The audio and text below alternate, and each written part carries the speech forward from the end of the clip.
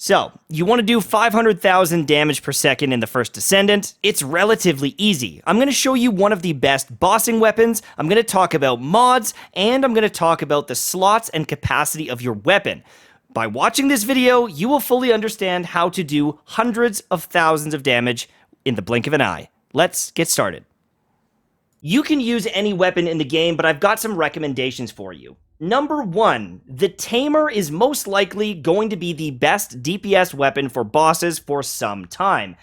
Just like in the beginning of the video, you can get tanky enough to barrel stuff most bosses and lay into them with hundreds of rounds.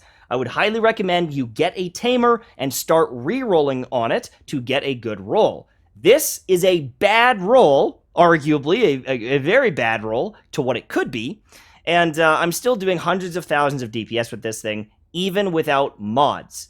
We can make this thing way better, okay? So I want to talk about the Tamer, but I also want to talk about things like the Thunder Cage and other unique weapons. I want to come out and say it very quickly that the Tamer is most likely better for bosses, but feels quite clunky in some of the other gameplay, and having another good weapon, like a Thunder Cage or some other, unique weapon or whatever, is probably going to feel more comfy in some gameplay.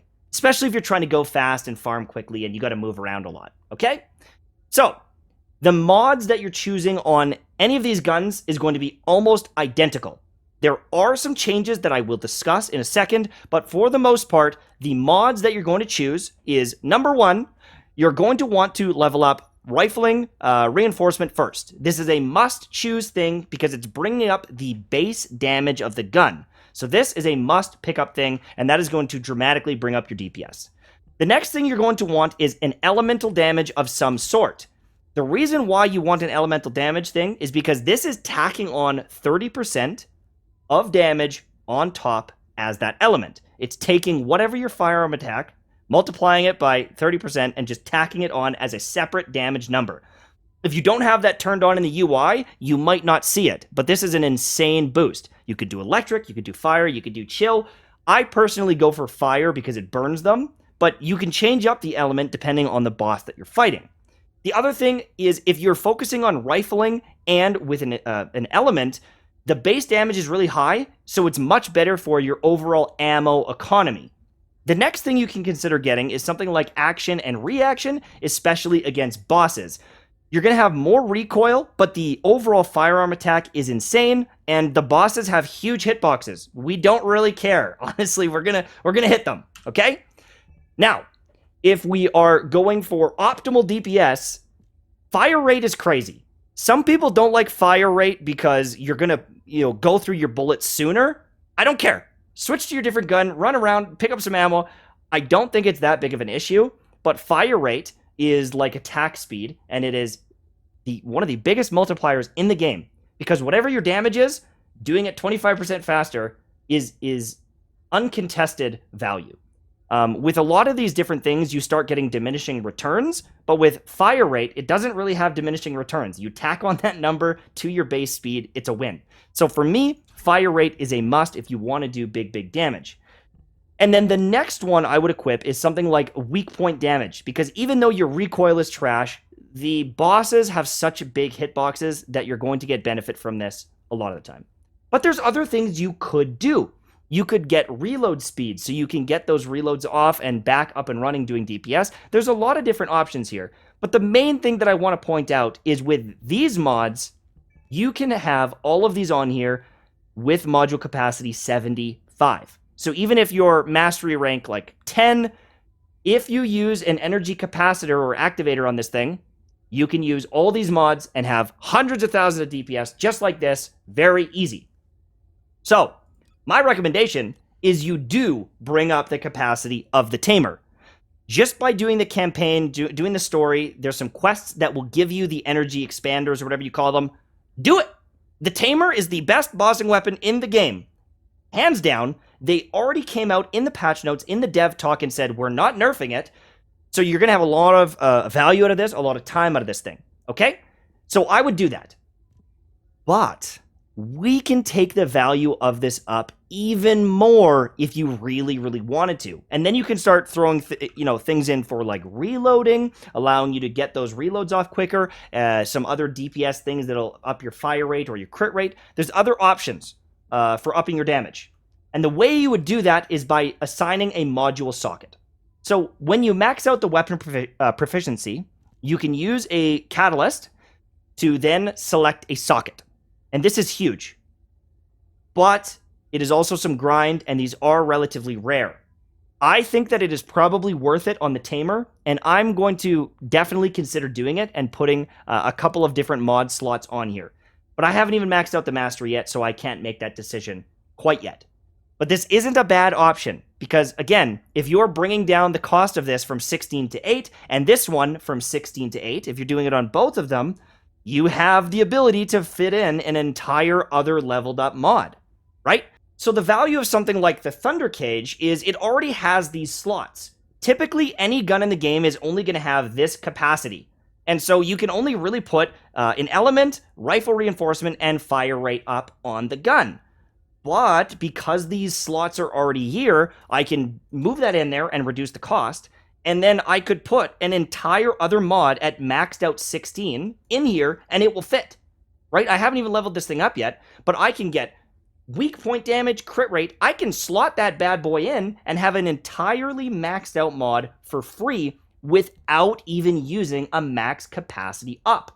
Now, of course, I can go in here and I could use this one of these bad boys if I had it. I need to go farm another one if I want to get this, but this would be an insanely big boost because I'm getting 2 or 3 more mods on this gun really easy. If I was to then start throwing those catalyzers on there, brothers, this is crazy amount of value. And so something like the Thunder Cage with a good roll on it and getting multiple copies of the Thunder Cage to up the passive, you can make this thing 500, 600,000 DPS. But the same rules apply. All you need is rifling damage, you need fire rate, you need an element, and you are good to go. So that's kind of the main spiel for your weapons. But I do want to talk about some of the roles and the things that are available, okay? So let me go. I'm going to go grab one of these things. We're going to gamble on my Tamer right now, and we're going to try to get a better roll. But I want to kind of walk you through what you're looking for and what's going to be valuable on the gun. And it's going to change depending on the weapon, okay? So let me show you really quickly.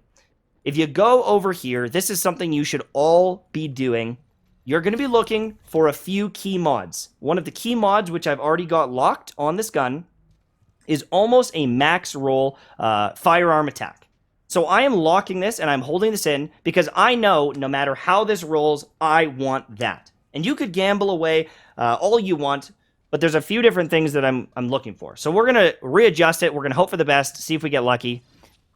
Boom. We just got one of the ones we would love.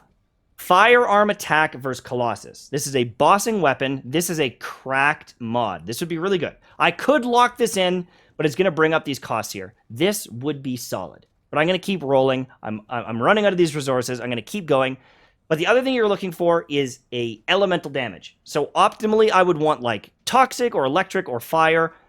I would want this, and then something like weak point damage would be really, really good. So I'm going to readjust it. We're going to gamble, go for the best. We got an element. We got crit rate.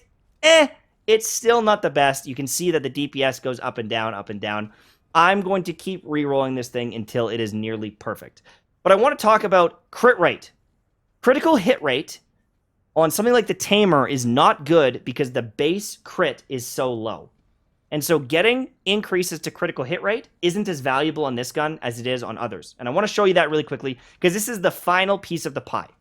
I would say that the main stats, the firearm attack, the attack speed, these things are a must. I would say on every gun in the game, weak point damage, especially on bosses, is a must. But critical hit rate and critical hit damage can come into play if you're able to fit them in with your mod capacity. But I think that they are the final piece that you add in after this. But again, on something like this Tamer, the base critical hit rate is only 10%. So adding in more crit rate is only multiplying by that 10%. So if you get 30% more crit rate, you're still at only 13% crit. It's terrible.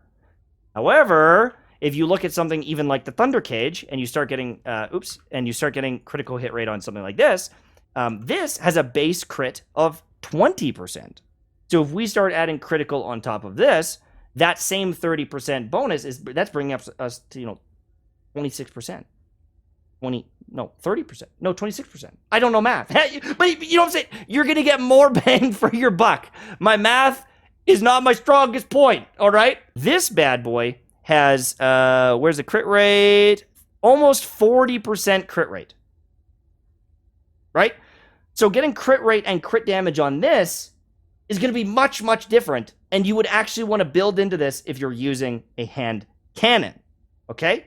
So for me, from what I've seen from most guns, there isn't enough room to get into crit rate and crit damage until way in the late game when you've got, 5 different slots in here to be putting your mods in.